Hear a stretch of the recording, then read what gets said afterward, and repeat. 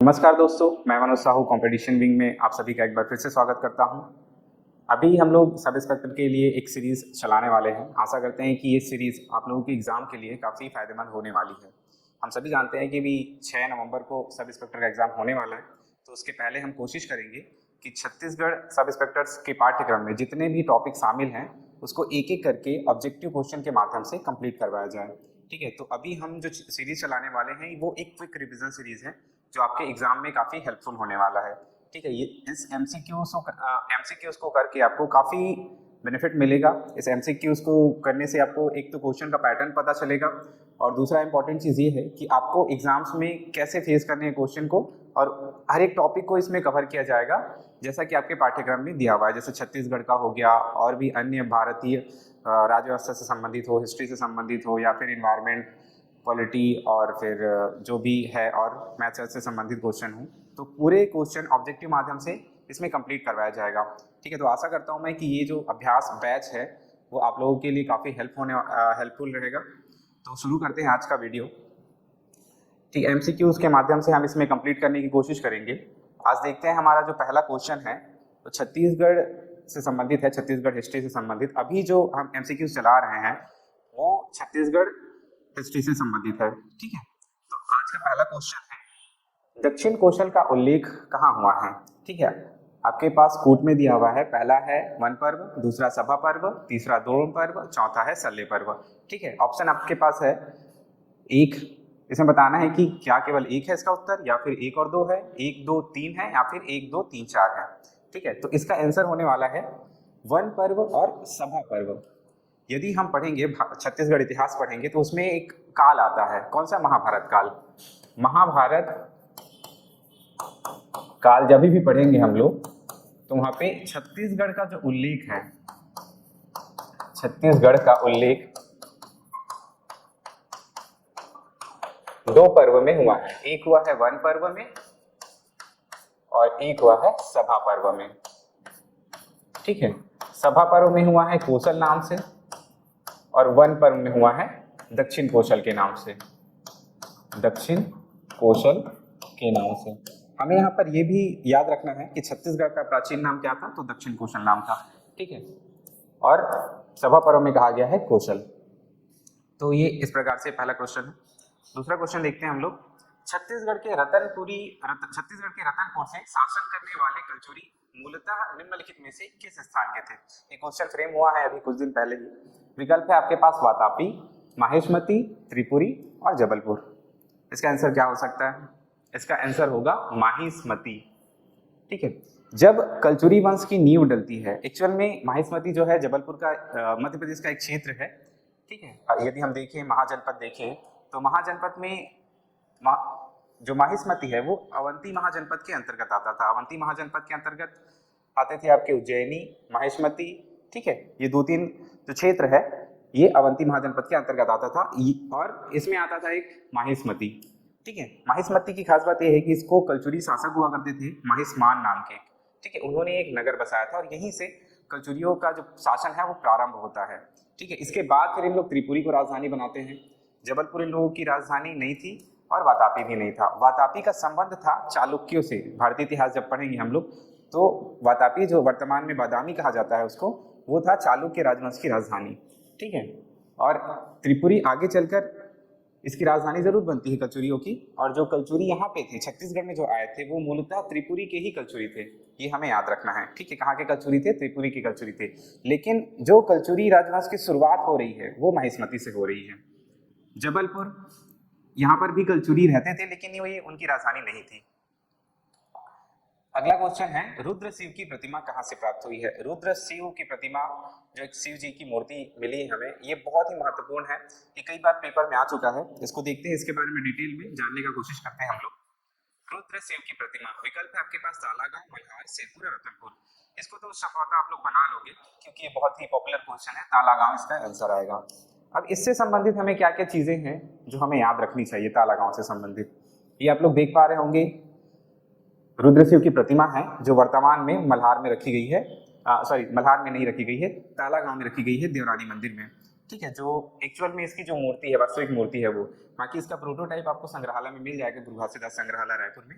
लेकिन जो इसकी वास्तविक मूर्ति है वो तालागांव के देवरानी मंदिर में है।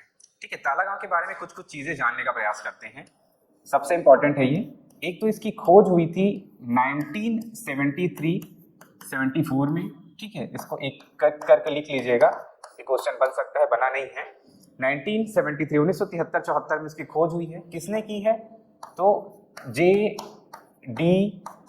बेगलर साहब ने की है इसकी खोज। ठीक है, खोज करता है ये J.D. बेगलर। एक प्रकार से ये सहायक हुआ करते थे अलेक्जेंडर कनिंघम के, ठीक है, जो पुरातत्व विभाग के प्रमुख थे। ठीक है, तो इसका खोजकर्ता हमें याद रखना है फिलहाल J.D. बेगलर। और 1973 और 74 में हमें जो है इसकी जानकारी प्राप्त हुई है। ठीक है, दूसरी इंपॉर्टेंट चीज ये है कि तालागांव से ही हमें देवरानी और जेठानी का भी मंदिर मिला है। ठीक है, जो कि सबसे ज्यादा प्राचीन मंदिर है। तालागांव से हमें एक देवरानी और जेठानी, जो कि एक शिव मंदिर है, वो भी प्राप्त हुआ है, देवरानी जेठानी मंदिर। और अगर पूछा जाता है रुद्र शिव की प्रतिमा की खोज कब हुई, ये खोज हुई है अब तालागांव की खोज 1973-74 में। किंतु अगर परीक्षा में पूछा जाता है रुद्र शिव की प्रतिमा की खोज कब हुई, रुद्र शिव की प्रतिमा की खोज, ठीक है, तो ये आपको लेना है 1987। ठीक है, दोनों में थोड़ा डिफरेंस है। अगर तालागांव की खोज पूछता है तो 1973-74 में लेना है, और यदि रुद्र शिव की प्रतिमा की खोज पूछा जाता है तो 1987 में लेना है।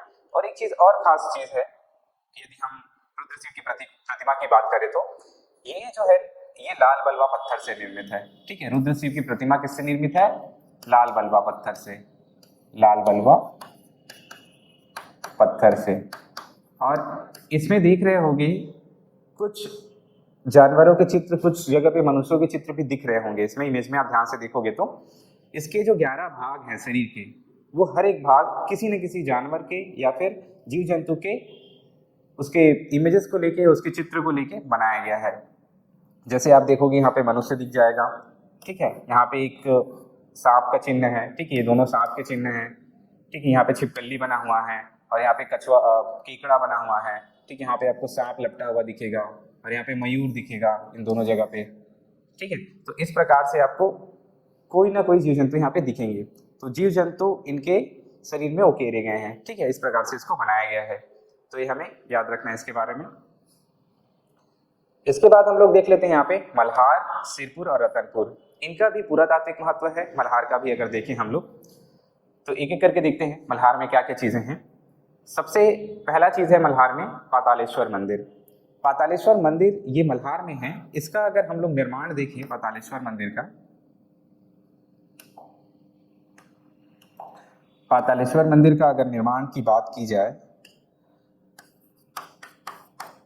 तो इसका निर्माण करवाया था जाजल्य देव के कार्यकाल में एक ब्राह्मण हुआ करते थे। जाजल्य देव द्वितीय के कार्यकाल में एक ब्राह्मण हुआ करते थे, उसका नाम था सोमराज। ठीक है, क्या नाम था? सोमराज। सोमराज ने एक्चुअल में जो मंदिर का निर्माण करवाया था वो था केदारेश्वर मंदिर। ठीक है, वही आगे चलकर पातालेश्वर मंदिर कहलाया। ठीक है, कौन कर रहा है इसके निर्माण? जाजल्य देव द्वितीय के काल में एक ब्राह्मण हुआ करते थे, उसका नाम है सोमराज। ठीक है, सोमराज ने जो मंदिर बनाया था उसका नाम था केदारेश्वर मंदिर। वही केदारेश्वर मंदिर आगे चलकर पातालेश्वर मंदिर कहलाने लगा। ठीक है, और ये कहाँ पे है? मल्हार में है। तो ये अपने को एक चीज याद रखना है। दूसरा यहाँ पे है सबसे प्रसिद्ध डिडनेश्वरी माई का मंदिर। ठीक है, डिडनेश्वरी माई के मंदिर, ये पूछा जा चुका है पेपर में एक बार कि यहाँ पर जो मूर्ति है वो किससे बनी हुई है। तो ये देख रहे होंगे आप लोग, काले ग्रेनाइट की मूर्ति बनी हुई है यहाँ पे।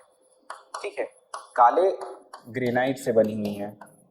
ग्रेनाइट एक पत्थर है, उसी से डिडनेश्वरी मंदिर का जो मूर्ति है वो बना हुआ है। ठीक है, इसके अलावा यहाँ पे देउर मंदिर है और यहाँ पे चतुर्भुजी विष्णु की प्रतिमा भी है। चतुर्भुजी विष्णु की प्रतिमा। ठीक है, विष्णु की प्रतिमा है ये, चतुर्भुजी विष्णु की प्रतिमा। तो ये 4-5 चीजें हैं जो मल्हार में काफी प्रचलित है। एक पातालेश्वर मंदिर, दूसरा डिडनेश्वरी मंदिर, तीसरा चतुर्भुजी विष्णु की प्रतिमा। ये मौर्यकालीन भी माना जाता है इसको। ठीक है, और इसको ये इतनी प्राचीन है, लगभग 200 ईसा पूर्व के आसपास मानी जाती है। ठीक है, मौर्यकालीन, तो काफी प्राचीन है।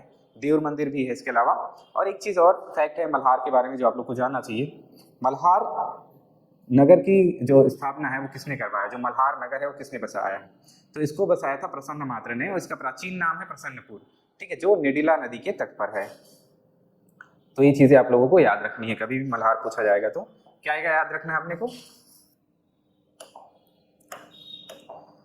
मल्हार जो है वो प्रसन्न मात्र ने बसाया है, जो कि एक सरकपुरी शासक था, प्रसन्न मात्र ने बसाया है इसे। दूसरा इंपॉर्टेंट चीज है मल्हार के बारे में कि निडिला नदी के तट पर है, निडिला नदी, जिसका वर्तमान नाम लीलागर नदी है। ठीक है, लीलागर नदी के तट पर है ये। तो दो चीजें आपको मल्हार से याद रखनी है। फिर है सिरपुर। सिरपुर के बारे में देख लेते हैं क्या क्या चीजें हैं जो हमें याद रखनी चाहिए। सिरपुर का सबसे फेमस मंदिर है लक्ष्मण मंदिर। ठीक है, कौन सा मंदिर है, लक्ष्मण मंदिर। लक्ष्मण मंदिर जब भी हिस्ट्री पढ़ेंगे तो काफी फेमस मंदिर है ये बना है पांडुवंशी शासनकाल में। ठीक है, और इसको बनाया था माता वासाटा ने। ठीक है, इसका जो निर्माण है लक्ष्मण मंदिर का वो शुरू करवाया था वासाटा देवी ने, वासाटा देवी ने। अब ये थी कौन, ये थी हर्षगुप्त की मम्मी। ठीक है, हर्षगुप्त की माँ थी। ठीक है, वासाटा देवी ने अपने पति, ठीक है, चंद्रगुप्त की याद में ये मंदिर बनवाया था। लक्ष्मण मंदिर जो है, लक्ष्मण मंदिर क्यों बनवाया था, क्योंकि इन लोग वैष्णव धर्म के अनुयायी थे, विष्णु भगवान जी को बहुत मानते थे, इसीलिए उन्होंने उनकी याद में, चंद्रगुप्त की याद में, ठीक है, ये मंदिर का निर्माण करवाया है लक्ष्मण मंदिर का। और कभी भी पूछा जाएगा लक्ष्मण मंदिर में किसकी प्रतिमा है, तो भगवान विष्णु जी की प्रतिमा है। ठीक है, उसके आसपास लक्ष्मण जी की मूर्ति भी है, लक्ष्मण जी से रिलेटेड मंदिर भी बने हुए हैं, लेकिन ये जो मंदिर है लक्ष्मण मंदिर, कभी भी पेपर में एग्जाम में पूछा जाता है वहाँ पे किसकी प्रतिमा है, तो भगवान विष्णु की प्रतिमा है। ठीक है, याद अपने को याद रखना है। हर्षगुप्त की माँ थी और शुरुआत जो है माता वासाटा ने करवाया था, लेकिन इसका जो निर्माण कार्य पूरा हर्षगुप्त ने करवाया है। तो ये चीजें हमें याद रखनी है लक्ष्मण मंदिर के बारे में। कहाँ पे है लक्ष्मण मंदिर, सिरपुर में है। दूसरा इंपॉर्टेंट चीज है स्वास्तिक विहार। ये आप लोग देख पा रहे होंगे, स्वास्तिक विहार बौद्ध धर्म से संबंधित है। ठीक है, तो ये स्वास्तिक विहार वहां पे बना हुआ है। इसके अलावा बुद्ध विहार भी है, जहाँ पर भगवान बुद्ध की प्रतिमा रखी गई है सिरपुर में। ठीक है, फिर आप लोग यहाँ पर देख पा रहे होंगे, ये है सुरंग टीला। सुरंग टीला है, ये भी है सिरपुर में। इसके अलावा ये आप लोग देख पा रहे होंगे गंधेश्वर मंदिर, गंधेश्वर महादेव का मंदिर है, ये शिव जी का मंदिर है, गंधेश्वर महादेव का मंदिर, ये है महानदी के तट पे। ठीक है, तो हमें याद रखना है सिरपुर भी है महानदी के तट पर। हाँ, तालागांव में एक चीज और याद रखना है आप लोगों को, तालागांव हमेशा पूछा जाता है कौन सी नदी के तट पर है, तो मनियारी नदी के तट पर है। लेकिन कभी कभी क्वेश्चन ऐसा भी फ्रेम हुआ है कि ये शिवनाथ और जो है उसकी सहायक नदी मनियारी उसके संगम पे स्थित है, तो उसको भी गलत नहीं लेना है, क्योंकि शिवनाथ की जो सहायक है वो मनियारी नदी है। ठीक है, तो तालागांव में याद रखना है हमें कि जो तालागांव जो स्थल है, मंदिर जो है वो मनियारी नदी के तट पर है।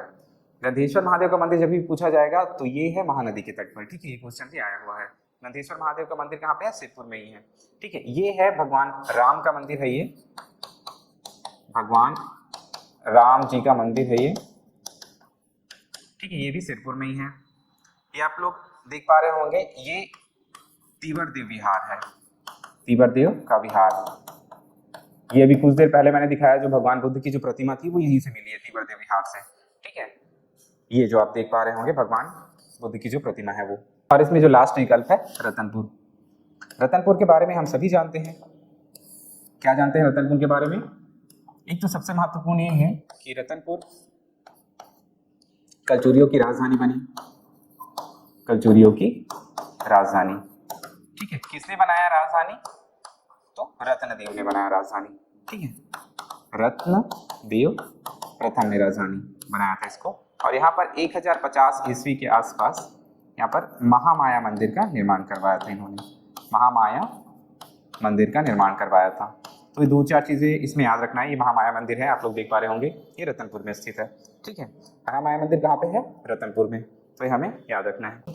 इसके बाद है अगला क्वेश्चन, छत्तीसगढ़ की सर्वाधिक प्राचीन मंदिर देवरानी जेठानी किस राजवंश के दौरान निर्मित हुई? इसको मैंने थोड़ी देर पहले बताया कि ये तालागांव में स्थित है, जो देवरानी जेठानी का मंदिर है, लेकिन ये प्रश्न पूछा जाता है कि किस राजवंश के दौरान निर्मित हुई, तो ये हमें याद रखना है सरभपुरी राजवंश के दौरान निर्मित हुई थी।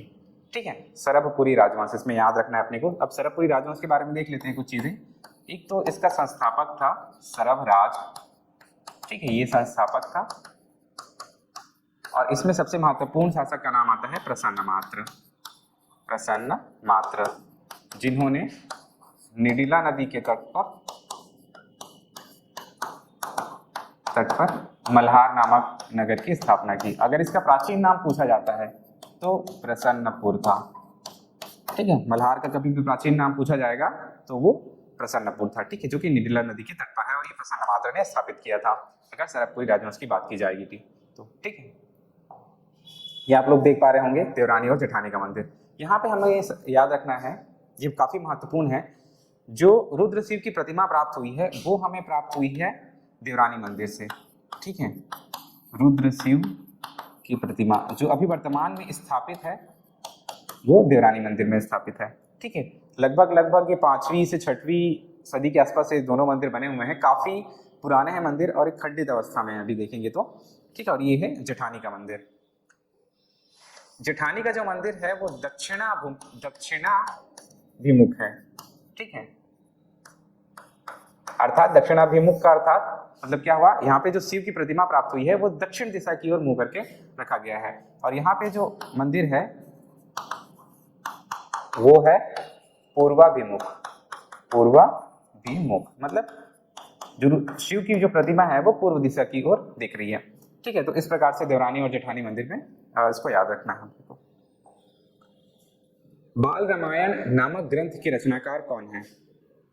बहुत फेमस है ये रचना। ठीक है, पूछा नहीं गया लेकिन बहुत इंपॉर्टेंट है ये कलचुरी के काल में एक कवि हुआ करते थे राजशेखर, इन्होंने कुछ रचनाएं लिखी हैं।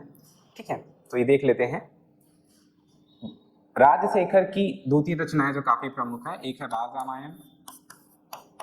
बाल रामायण, ठीक है, जिसको पूछा गया अभी। दूसरा है विध्वसाल भंजिका, कर्पूर मंजरी। ठीक है, ये कुछ रचनाएं हैं जो काफी प्रचलित है राजशेखर में। और राजशेखर को अगर पूछा जाता है किससे संबंधित है, कौन सी कालीन से, तो कलचुरी काल से संबंधित है। ये इंपॉर्टेंट है।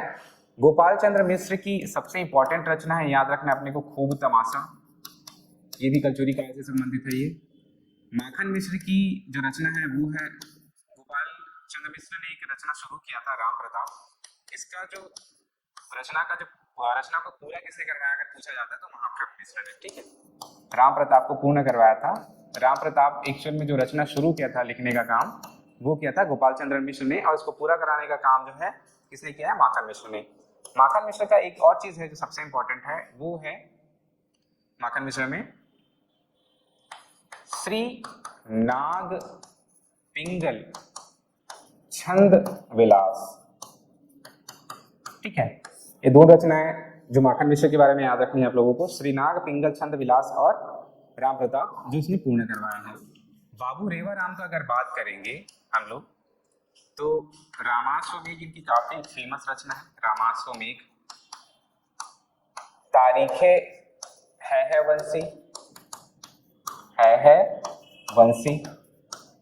ठीक है, इस प्रकार ये इससे रिलेटेड कुछ रचना है। बाबू रेवाराम की बात करेंगे तो रामाश्वमेघ, तारीखे है वंशी जिसमें कलचुरी के इतिहास का वर्णन हुआ है, खूब तमाशा।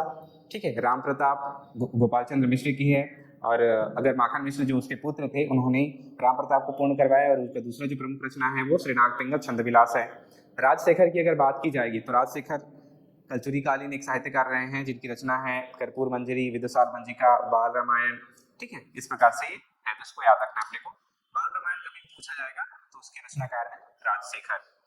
इसके बाद देखते हैं हम लोग तुम्बाड़ में बंकेश्वर मंदिर में चतुष्किका का निर्माण किसने करवाया।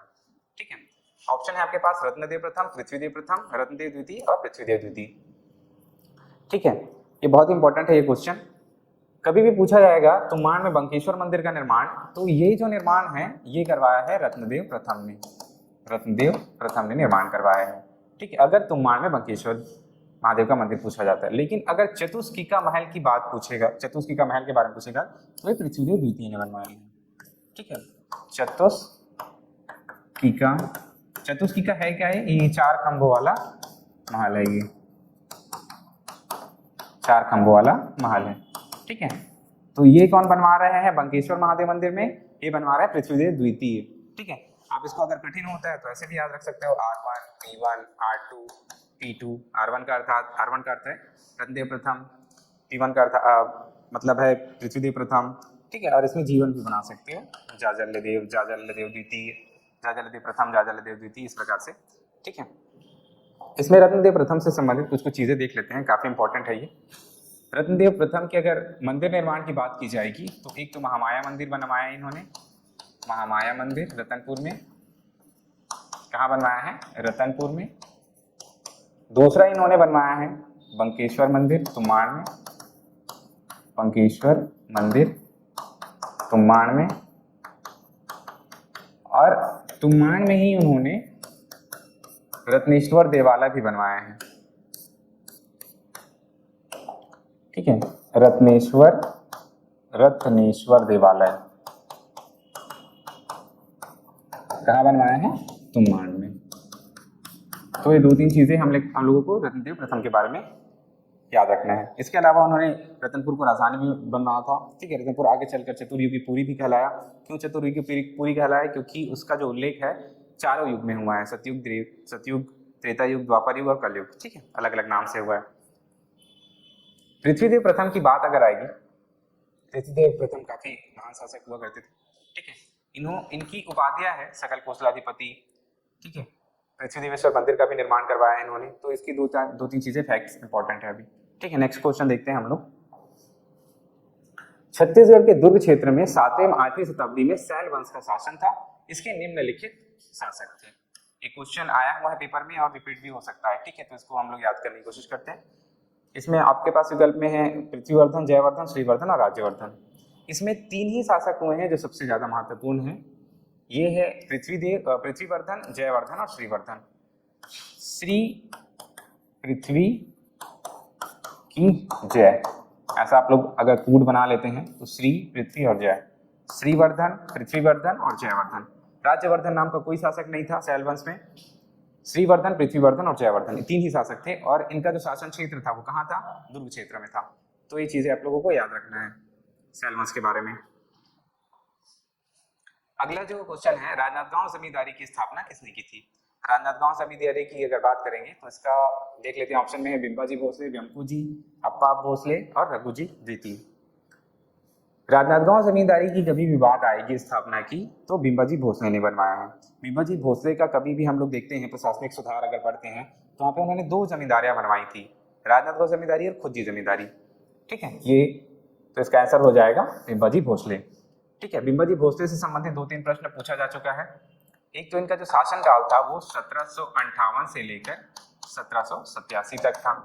ठीक है, 1758 में ये शासनभार संभालते हैं छत्तीसगढ़ का। इसके पहले जो शासन हुआ करता था छत्तीसगढ़ में वो अप्रत्यक्ष रूप से हुआ करता था। जब रघुजी प्रथम अपने सेनापति भास्कर पंत को यहाँ भेजते हैं छत्तीसगढ़ में, तो कलचुरी शासक रहते रघुनाथ सिंह, उसको मार के छत्तीसगढ़ में मराठा राजवंश की शुरुआत होती है। लेकिन भोसले जो है, बिंबाजी भोसले के पहले उन लोग प्रत्यक्ष शासन नहीं करते हैं। उन लोग क्या करते हैं, एक जो प्रतिनिधि है वो उसको छत्तीसगढ़ में बैठा देते हैं। उसमें जो प्रतिनिधि की बात करेंगे तो कल्याण गिरी गोसाई एक रहते हैं जिनको यहाँ पर नियुक्त करके जाते हैं। तो ये वो अप्रत्यक्ष रूप से शासन कर रहे होते हैं। अप्रत्यक्ष रूप से शासन करने के बाद 1758 में जब बिंबाजी भोसले यहाँ पर छत्तीसगढ़ में आते हैं तो ये प्रत्यक्ष रूप से छत्तीसगढ़ में शासनभार संभालते हैं। ठीक है, तो ये हमें याद रखना है। दूसरा इंपॉर्टेंट चीज ये है बिंबाजी भोसले के बारे में कि एक तो ये कि प्रथम मराठा शासक थे, प्रथम मराठा शासक थे। अभी हाल ही के पेपर में इनका मृत्यु भी पूछा गया है, तो मृत्यु भी याद रखना है। 7 दिसंबर 1787। 7 दिसंबर 1787। ठीक है, डेट के साथ पूछा है तो ये भी इंपॉर्टेंट है, कब मरा था, कहाँ पे मरा था। तो नर्रा नामक एक जगह है, नर्रा नामक एक जमींदारी वहां पे। ठीक है, 7 दिसंबर 1887 में नर्रा नामक एक जमींदारी वहां पे। इसके अलावा अगर बात करें बिंबाजी भोसले का, बिंबाजी भोसले ने बहुत सारे प्रशासनिक सुधार कार्य भी करवाए थे, जैसे रतनपुर में नियमित न्यायालय की स्थापना भी करवाए थे। ठीक है, तो देख लेते हैं कुछ चीजें। रतनपुर में नियमित न्यायालय की स्थापना करवाया उन्होंने। न्यायालय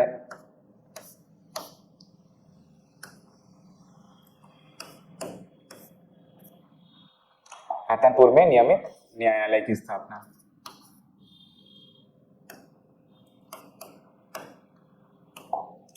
नियमित न्यायालय की स्थापना करवाया उन्होंने। दूसरा इंपॉर्टेंट चीज ये है कि रतनपुर एवं रायपुर का प्रशासनिक एकीकरण करवाया, प्रशासनिक एकीकरण किया। अगर अगला देखें हम लोग तो रतनपुर में राम टेकरी का मंदिर बनवाते हैं। ठीक है, इसके अलावा अगर मंदिर निर्माण में बोलेंगे तो दूधाधारी मठ जिसकी स्थापना करवाते हैं बलभद्र दास। ठीक है, बलभद्र दास इसका जीर्णोद्धार करवाते हैं, ये जीर्णोद्धार। ठीक है, बलभद्र दास दूधाधारी मठ को बनाने वाले थे, लेकिन अगर इसके जीर्णोद्धार के बारे में पूछा जाता है तो ये बिंबाजी ने करवाया था। तो इस प्रकार से कुछ कुछ है फैक्ट्स, इसको याद रखना अपने को बिंबाजी के बारे में अगर पूछा जाता है तो। ठीक है, इसके अलावा बहुत सारे विद्रोह भी हुए थे, जैसे कि नमदा का विद्रोह हुआ था, बरगढ़ का विद्रोह हुआ था इनके शासनकाल में। ठीक है, तो हमें याद रखना है। वेम्पोजी के बारे में कभी भी पूछा जाएगा, वेम्पोजी का जब भी नाम आएगा तो हमें याद रखना है कि सूबा शासन का संस्थापक था, सूबा शासन का संस्थापक था। दूसरा इंपॉर्टेंट चीज, सूबा शासन कब से कब तक चला है, तो ये चला है 1800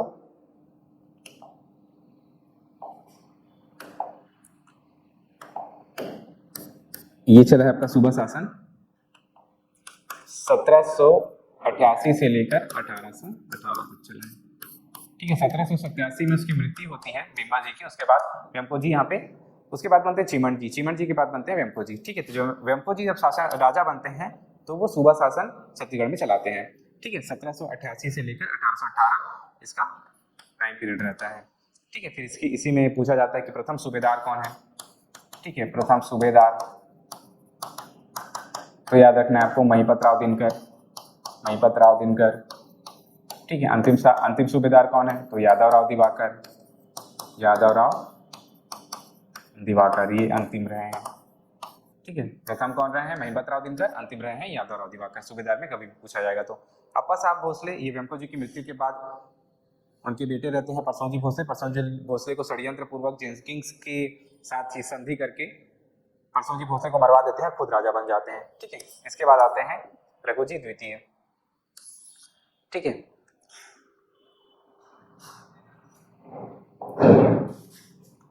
अगला प्रश्न है हमारा, रामायण कालीन स्थल सीतामढ़ी हरचौका सीतामढ़ी घाघरा किस जिले में स्थित है।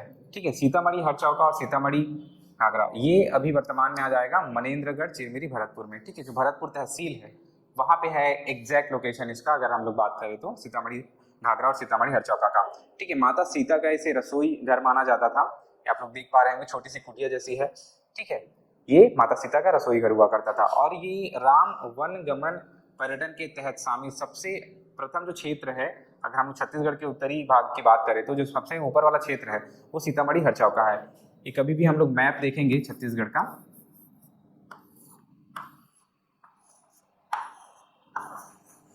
ठीक है, तो ये जो भरतपुर वाला जो क्षेत्र है यहाँ पे है सीतामढ़ी हरचौका, सीतामढ़ी हरचौका वो स्थित है, सीतामढ़ी हरचौका। ठीक है, माता सीता का रसोई घर माना जाता था इसे। और ये राम वनगमन के तहत भी शामिल है। जब भी राम वनगमन की बात आएगी तो राम वनगमन में हमें क्या क्या चीजें याद रखनी है वो भी हम लोग देख लेते हैं। राम वनगमन, ठीक है, इसमें पेपर में पूछा जाता है कुल स्थल कितने हैं, तो कुल स्थल है 75। ठीक है, प्रथम चरण में कितनों का चयन किया गया है, प्रथम चरण में 9 स्थल को विकसित किया जा रहा है। ठीक है, फिर इसका पूछा जाता है लेंथ कितना है, तो है लेंथ इसका 2260 किलोमीटर।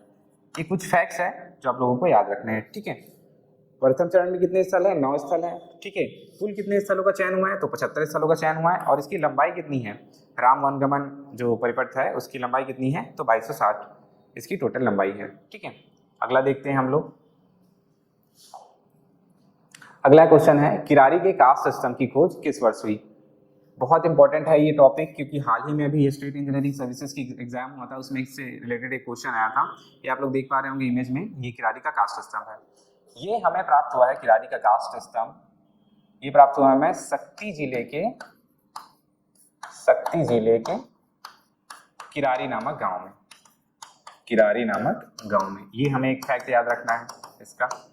दूसरा इंपॉर्टेंट चीज ये है कि किरारी नामक गांव में जिस तालाब से हमें मिला है उस तालाब का नाम है हीराबांध तालाब, हीराबांध तालाब। ठीक है, तीसरा इंपॉर्टेंट चीज है कि इसे कब पता चला गया इसके बारे में? तो इसके बारे में पता चला हमें 1921 में। ठीक है, और ये कुछ सोर्सेस में हमें मिलता है इसके बारे में, इंटरनेट में कहीं कहीं पे, हालांकि प्रमाणित तो नहीं है पर कहीं कहीं पे मिलता है कि ये बीजा साल वृक्ष का पेड़, इसका लकड़ी है, बीजा साल वृक्ष की लकड़ी से निर्मित है, लकड़ी से निर्मित है। ठीक है, बीजा साल वृक्ष की लकड़ी से। और इसे ये भी बोला जाता है कि ये पूरे भारत में एकमात्र कास्ट स्तंभ अभिलेख है ये।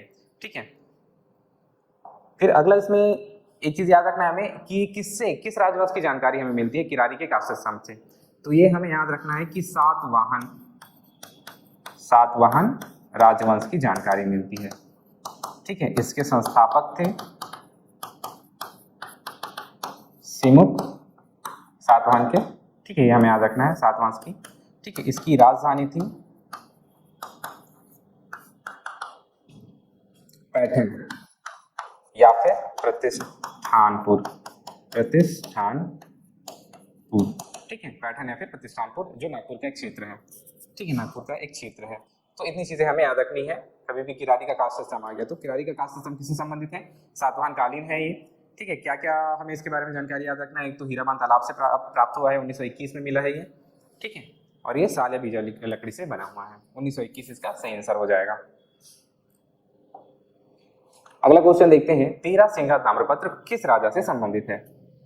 ये बहुत कम लोगों को पता रहते हैं 13 सिंघा ताम्रपत्र।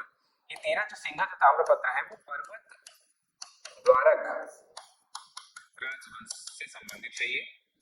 इसका अगर हम लोग देखें पर्वत द्वारक में तो 2 लोग हैं, उसका नाम काफी प्रमुख है, 2 राजाओं का नाम। ठीक है, कौन है? ST से नाम है सुमन्न राज, और दूसरा शासक है इसका तुष्टिकर। ठीक है, तो 13 सिंघा जो ताम्रपत्र है वो तुष्टिकर का है। 13 सिंघा ताम्रपत्र किसका है? तुष्टिकर शासक का है। ठीक है, सुमन्नराज और तुष्टिकर नामक 2 राजाओं का उल्लेख है उसपे 13 सिंघा ताम्रपत्र में। तो याद रखना, इसका कूट बना सकते हो, ST बना सकते हो। पर्वत पे कौन रहते हैं? ST रहते हैं, ST समुदाय ट्राइब रहते हैं। तो पर्वत पे कौन है? ST है। वहां पे 2 राजा है, सुमन्नराज और तुष्टिकर। ठीक है, तो ये हमें याद रखना है किस राजा से संबंधित है, तो तुष्टिकर से संबंधित है। इसके अलावा इसमें कुछ चीजें और हैं जो हमें याद रखना चाहिए। ये लोग स्तंभेश्वरी देवी के उपासक हुआ करते थे, स्तंभेश्वरी देवी। ठीक है, जो पर्वत द्वारक राजवंश है उन लोग स्तंभेश्वरी देवी के उपासक हुआ करते थे। किसके? स्तंभेश्वरी देवी के। तो ये हमें याद रखना है, कभी भी पूछा जाएगा तो पर्वत द्वारक वंश के बारे में। अगला क्वेश्चन है, विजयी था, विजयी है और विजयी रहेगा। ठीक है, उक्त पंक्तियां नलों की किस शिलालेख में अंकित है? ठीक है,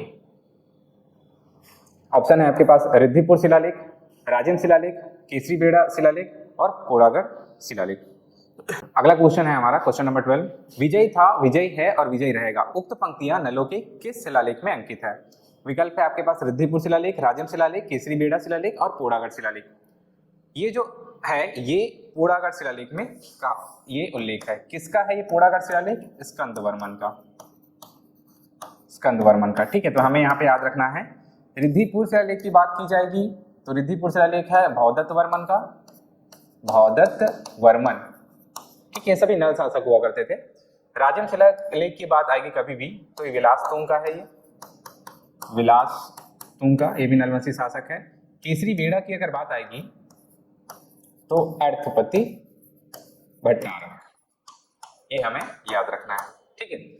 रिद्धिपुर शिलालेख भवदत्त वर्मन का है। राजिम शिलालेख विलासतुंग का है, क्योंकि उन्होंने राजिम में राजीलोचन मंदिर का भी निर्माण करवाया है और उसकी जानकारी हमें कहां से प्राप्त होती है, राजिम शिलालेख से। केसरी बेड़ा शिलालेख अर्थपति भट्टारक है और पूड़ागढ़ शिलालेख स्कंदवर्मन का है। विजयी था, विजयी है और विजयी रहेगा, ये पंक्तियां किसमें लिखी गई है, तो पूड़ागढ़ शिलालेख में लिखी गई है, जो कि स्कंदवर्मन का है। अगला क्वेश्चन है, निम्नलिखित में से कौन सा सही नहीं है, ठीक है। आपके पास विकल्प कूट में है, ये क्वेश्चन कथन में बताना है। सरबपुरी राजवंश का संस्थापक सरबराज था। सरबपुरी वंश के अन्य नाम अमरार्य कुल भी था। सरबपुरी वंश के शासक मूलतः वैष्णव धर्म के अनुयायी थे तथा इनके सिक्कों में संस्कृत का प्रयोग होता था, ठीक है। अगला है कूट, सरबपुरी राजाओं की राजमुद्रा गजलक्ष्मी थी, जो ताम्रपत्र व सिक्कों में उत्कीर्ण था। हम लोग कभी भी सरबपुरी राजवंश की अगर डिटेल में हिस्ट्री पढ़ेंगे तो ये सभी चीजें वहां पे कूट में आता है, ठीक है। ये सभी चीजें सही है। संस्थापक की बात करेंगे सरबपुरी राजवंश की, तो सरबराज है। इसका जो अन्य नाम है वो अमरार्य कुल भी है, ठीक है। अमरार्य कुल भी कहा जाता है इनको, ठीक है, याद रखना हम लोगों को। सरबपुरी राजवंश है उसको। सरबपुरी वंश के शासक मूलतः वैष्णव धर्म के अनुयायी थे और इन्होंने अपने सिक्कों में संस्कृत का भी उपयोग करवाया था।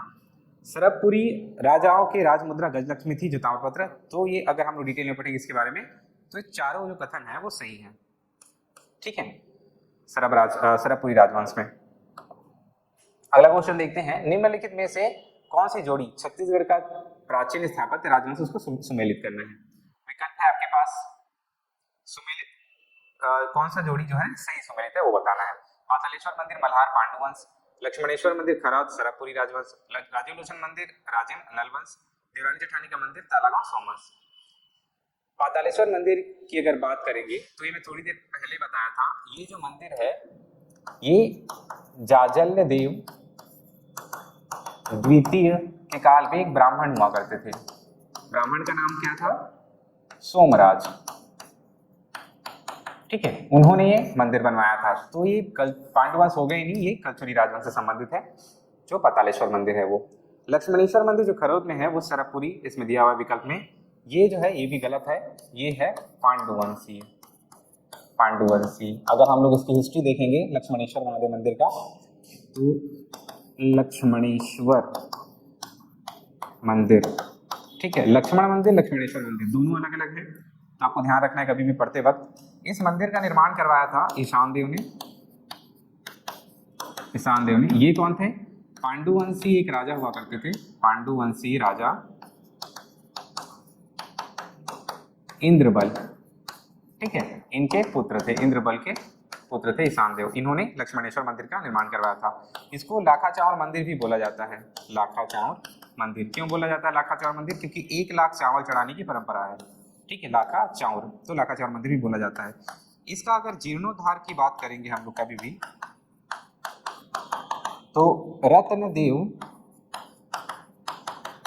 तृतीय का सामंत रहता है गंगाधर, वो इसका जीर्णोद्धार करवाता है। तो 3-4 फैक्टर जो आप लोगों को याद रखना चाहिए। लक्ष्मणेश्वर मंदिर का निर्माण कौन करवा रहा है, ईशान देव करवाते हैं, और इसको लाखा चावल मंदिर भी बोला जाता है, और इसको जीर्णोद्धार करवा रहा है रत्नदेव तृतीय के सामंत है गंगाधर, ठीक है। लक्ष्मणेश्वर मंदिर कहाँ स्थित है, तो खरौद में स्थित है, ठीक है, तो याद रखना है आप लोगों को। तो ये भी विकल्प गलत हो जाएगा, लक्ष्मणेश्वर मंदिर इसमें पांडुवंश होना चाहिए।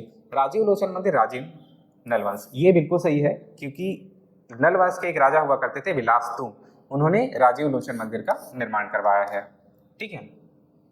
इसके बाद है देवरानी जेठानी का मंदिर तालागांव, ये भी गलत है, ये एक्चुअल में सरबपुरी राजवंश से संबंधित है ये, ठीक है, और इसके बारे में काफी डिटेल में मैं बता चुका हूं अभी देवरानी जेठानी मंदिर के बारे में। तो इसका सही आंसर होगा राजीव लोचन राजिम नलवंश।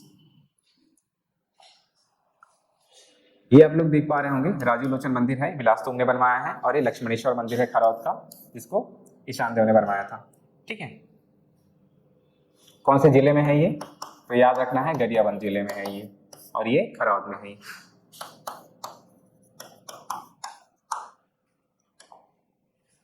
अगला क्वेश्चन है, निम्नलिखित में से किस शासक के सेनापति जगपाल ने सरहागढ़, मेचका सिहावा, कांतार, कुसुमभोग, कांदागढ़ क्षेत्रों को विजित कर साम्राज्य विस्तार किया। ठीक है, जाजलदेव द्वितीय, रत्नदेव द्वितीय, पृथ्वीदेव द्वितीय, जाजलदेव प्रथम। ठीक है, तो ये कभी भी आप लोग डिटेल में पढ़ेंगे, सरहागढ़, मेचका सिहावा, कांतार, कुसुमभोग, कांदाडोंगर, तो ये जो क्षेत्र है वो पृथ्वीदेव द्वितीय ने विजित किया था। ठीक है, इसको याद रखना है अपने को। अगला क्वेश्चन है, गोलकुंडा के अब्दुल्ला कुतुब शाह ने किस कलचुरी शासक के समय बस्तर में धर्मांधता पूर्ण आक्रमण किए थे? तो याद रखना है आप लोगों को, प्रतापदेव, प्रताप राजदेव।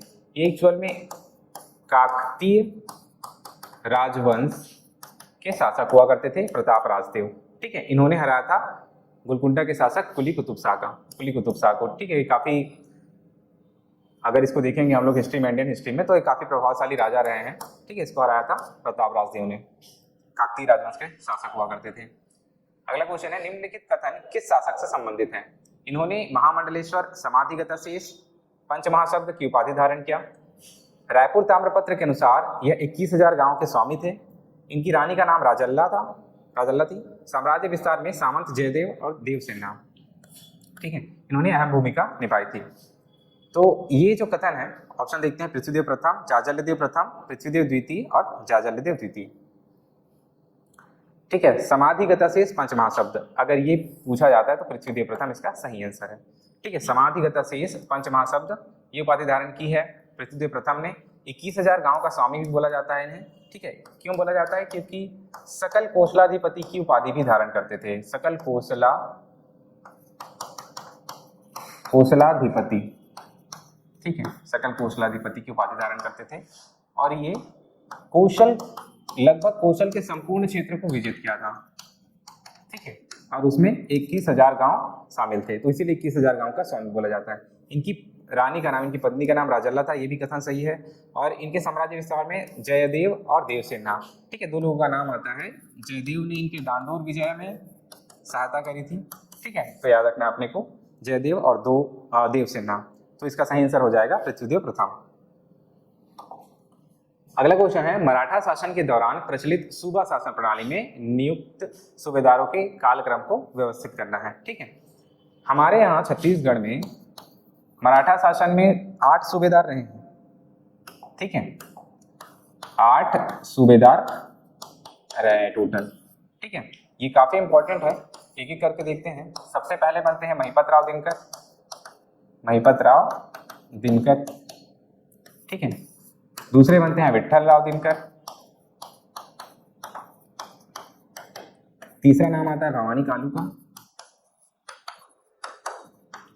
चौथा नाम आता है केशव गोविंद।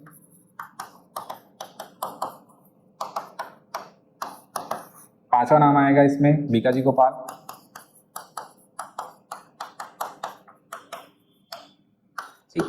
छठवां नाम आएगा बीकाजी गोपाल, सखाराम हरि और यादवराव दिवाकर। ये इनका सही क्रम है। इसको आप लोगों को याद रखना ही है, क्योंकि बहुत बार प्रश्न आता है। महिपत राव दिनकर प्रथम सूबेदार थे। ठीक है, यादवराव दिवाकर अंतिम सूबेदार।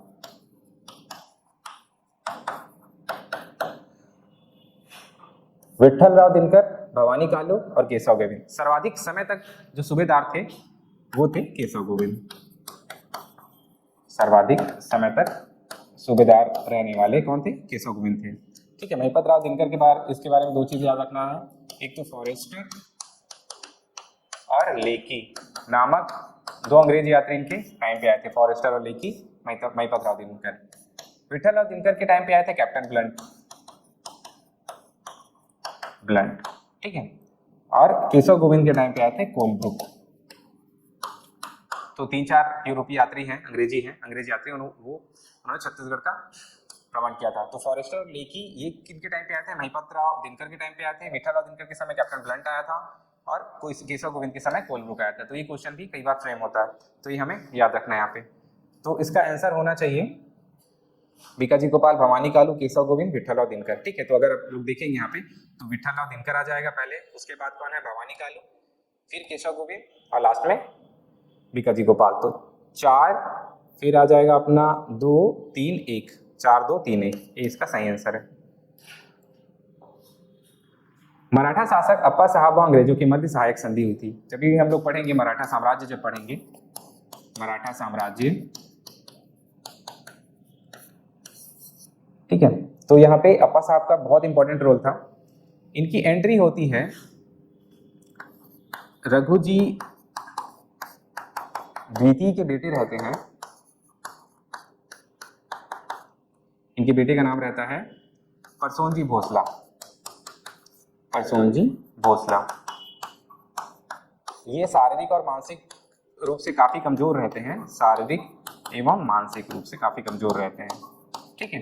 तो इनको अपदस्थ करके अप्पा साहब मराठा साम्राज्य को हड़प लेते हैं, ठीक है। इनको अपदस्थ करने में हेल्प करता है अंग्रेज अधिकारी रहते हैं जेनकिंग्स, ठीक है। कौन रहते हैं? जेनकिंग्स। तो अप्पा साहब जो है और जेनकिंग्स दोनों जन मिलके एक सहायक संधि करते हैं, सहायक संधि करते हैं। और ये सहायक संधि करते हैं 27 अप्रैल 1816 में, ठीक है। और 1817 के आसपास परसोनजी भोसले को मरवा देते हैं, ठीक है। तो परसोनजी भोसले को मरवाने के बाद अंग्रेज जो है अप्रत्यक्ष रूप से अप्पा साहब को राजा नियुक्त कर देते हैं मराठा साम्राज्य का, ठीक है। तो ये जो संधि है ये काफी महत्वपूर्ण होती है, क्योंकि इस संधि के बाद ही मराठा शासन लगभग समाप्ति हो जाता है छत्तीसगढ़ में, ठीक है। फिर 1818 के बाद हम लोग देखेंगे, 1818 के बाद हम लोग देखेंगे 1830 तक। तो इस समय रघुजी तृतीय जो कि अल्पवयस्क रहते हैं, इसको राजा बनाकर अंग्रेज शासन करते हैं, ठीक है। अगर 1816 में ये संधि नहीं होती तो मराठों का प्रभाव यहाँ पे बना रहता है, लेकिन 1816 में जब ये संधि करते हैं तो ये जेनकिंग्स को यहाँ पर छत्तीसगढ़ में अपना जो सैनिक है वो रखने का अधिकार दे देते हैं, और यहाँ पे जो आंतरिक मामले हैं उसमें भी उनका हस्तक्षेप काफी बढ़ जाता है, ठीक है। तो यहाँ पर मराठा साम्राज्य की लगभग देखें तो हम लोग उसकी पूरी जो नींव है वो हिल जाती है यहाँ पे एक सहायक संधि के बाद से 1816 में जो हुआ था, ठीक है। तो इसका जो सही आंसर है वो 27 अप्रैल 1816 होगा। इसके बाद है छत्तीसगढ़ में हुए विद्रोहों को सुमेलित कीजिए। तो एक एक करके देखते हैं हम लोग। बरगढ़ विद्रोह, उरांव विद्रोह, डोंगरगढ़ का विद्रोह और सोना खान का विद्रोह। सोना खान का विद्रोह जो हुआ था सबसे पहले हुआ था एगन्यू के टाइम पे, एगन्यू के शासनकाल में ब्रिटिश अधीक्षक थे। इनका जो हुआ था विद्रोह वो हुआ था 1819 में, ठीक है। डोंगरगढ़ का विद्रोह होता है एडमंड के समय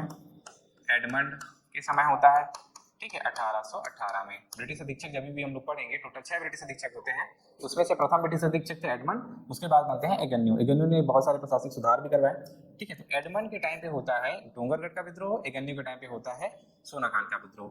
ये सबसे लास्ट में होगा 1918 में, ठीक है। बरगढ़ का विद्रोह होता है 1833 से 45 के बीच में, ठीक है।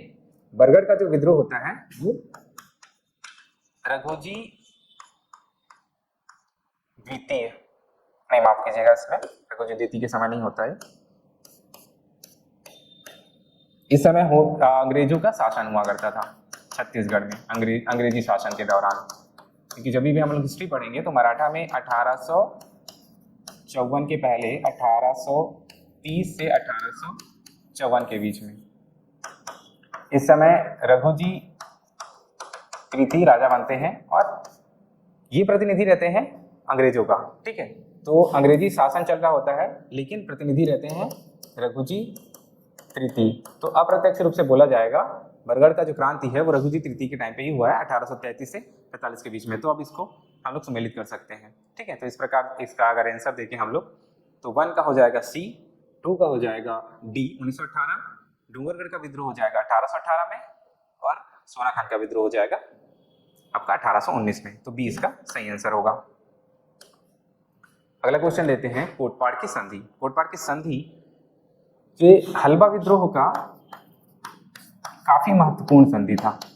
काकतीय राजवंश के टाइम पे ये विद्रोह होता है, हल्बा विद्रोह। इसमें हल्बा एक जनजाति है, वो एक पक्ष रहता है और दूसरा पक्ष जो रहता है वो अंग्रेज रहते हैं, ठीक है। ये जो विद्रोह हुआ था उसका कारण था, मेन कारण उत्तराधिकार का संघर्ष, उत्तराधिकार का संघर्ष, ठीक है। कब हुआ था ये जो विद्रोह है वो 1774 से लेकर 1777, ठीक है। टाइम पीरियड भी याद रखना है आप लोगों को।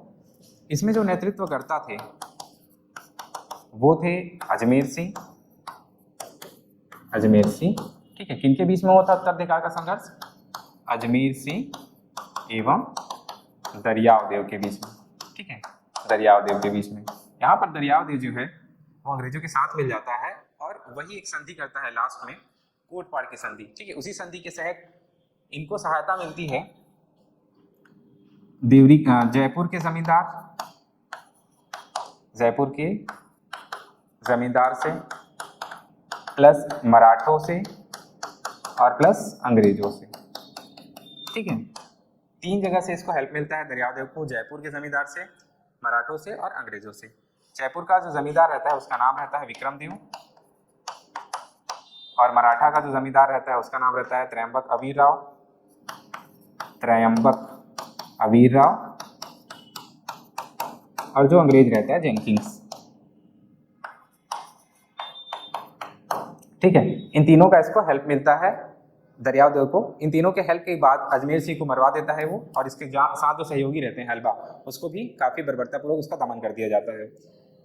तो ये जो आपको याद रखना है, दरियाव देव और ये 3 पक्ष, इनके बीच में संधि हुई रहती है 6 अप्रैल 1778 को, 6 अप्रैल 1778, ठीक है। ये डेट आप लोगों को याद रखना है क्योंकि डेट के साथ ही पूछा जा चुका है। दरियाव देव और जयपुर के जमींदार, मराठा और अंग्रेजों के बीच में संधि हुई रहती है, ठीक है। तो याद रखना है आप लोगों को 1778, साथ में 6 अप्रैल को भी आपको याद रखना है, ठीक है।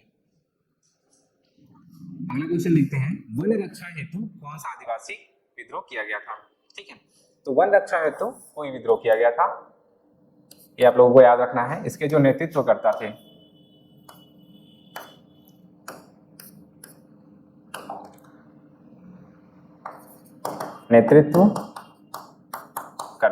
कौन थे? इसके नेतृत्व करता नांगुर दोरला जी, नांगुर दोरला, याद रखना है आपको।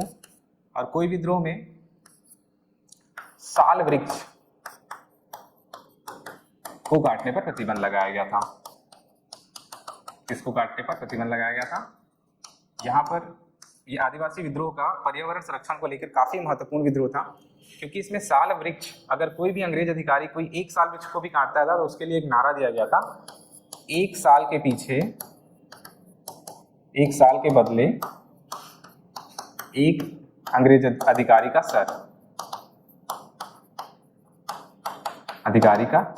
सर, ठीक है। तो ये काफी महत्वपूर्ण विद्रोह था, इसको याद रखना है अपने को। लिंगागिरी की अगर बात करेंगे तो धुर्वाराम मारिया थे इसके नेतृत्व करता, धुर्वाराम मारिया। मेरिया की कभी भी बात आएगी तो ये नरबली प्रथा से संबंधित है, ये नरबली प्रथा, ठीक है। दंतेश्वरी मंदिर में था ये। और भोपालपट्टनम का अगर संघर्ष बोलेगा तो इसमें नाम आता है कैप्टन ब्लंट का, कैप्टन ब्लंट। इसको 1795 में होता, इसको बस्तर में प्रवेश करने से रोका गया था, यही मेन रीजन था भोपालपट्टनम के विद्रोह का, ठीक है। अगला क्वेश्चन देखते हैं, इसमें रत्नदेव द्वितीय से संबंधित कथन नहीं है। विकल्प है आपके पास, इन्होंने त्रिपुरी के कलचुरियों की अधिसत्ता का पालन करते हुए छत्तीसगढ़ पर राज किया। इन्होंने गंगवंशी राजा अनंत वर्मन चोड़गंग को शिवरी नारायण के पास युद्ध में पराजित किया।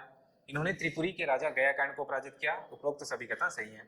ये जो पहला कथन लिखा हुआ है, त्रिपुरी के कलचुरियों की अधिसत्ता का पालन करते हुए, ये बिल्कुल गलत कथन है, क्योंकि इन्होंने अधिसत्ता मानने से अस्वीकार कर दिया था, अधिसत्ता को अस्वीकार कर दिया था,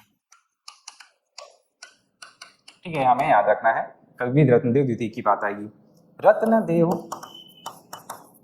द्वितीय के बारे में जी फैक्टर आप लोग को याद रखना है। जी फैक्टर का अर्थात ये है कि जितना भी विजय अभियान था वो ग से संबंधित था, ग नाम वाले, जैसे गयाकर्ण को हराएगा, ठीक है, गंगवंशी शासक को हराएगा और गोंड राजाओं को हराता है, गोंड राजा, ठीक है, और गंज राजा,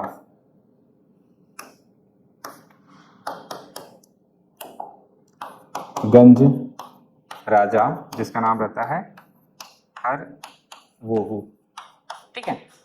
गयाकर्ण को हराता है, गंगवशी शासक को हराता है, गौड़ राजा को हराएगा और गंज राजा हरवो को हराएगा, ठीक है। जी फैक्टर इसमें याद रखना है आप लोगों को, कभी भी रत्न द्वितीय पूछा जाता है तो। और इन्होंने अधिसत्ता को अस्वीकार कर दिया था।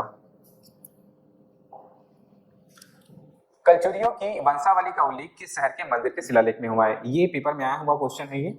इसका आंसर आएगा शिवरी नारायण, ठीक है। शिवरी नारायण आएगा इसका सही आंसर। अगला क्वेश्चन देखते हैं इसमें, छत्तीसगढ़ के अंतिम जिलेदार के रूप में किनकी नियुक्ति हुई थी? ठीक है, अमृतराव, सदाशिव, गोविंदराव और गोपाल राय। तो अंतिम जिलेदार कभी पूछा जाएगा, बहुत महत्वपूर्ण है, अंतिम को पूछने का रीजन भी है। इसका आंसर है गोपाल राय। गोपाल राय ये जिलेदार रहते हैं 1830 तक, ठीक है। माफ कीजिएगा 1854 तक।